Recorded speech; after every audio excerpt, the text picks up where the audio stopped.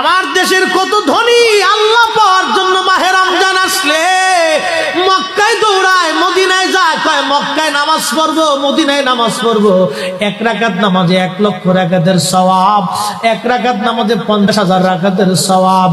উমরা করে মক্কায় কাটায় সময় মদিনায় কাটায়, মক্কায় কোরআন খতম দিতে চায়, মদিনায় কোরআন খতম দিতে চায়।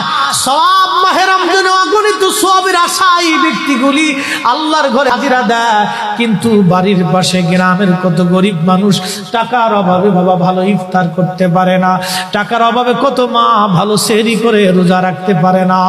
এই ধনীরা এই গরিব মানুষের ঘরে খাবার না দিয়ে আল্লাহরে পাওয়ার জন্য মক্কা মদিনায় দৌড়ায়। আল্লাহ ডাক দেখো, বান্দা একবার মরে দেখ, কায়দা মতো জুতা দিয়ে পিটামো, আমার বান্দারা না খায় ইফতার করবে, আর তুই আল্লাহ পাওয়ার জন্য মক্কায় আইছো, এমন আল্লাহ আমি ধরা দেব না।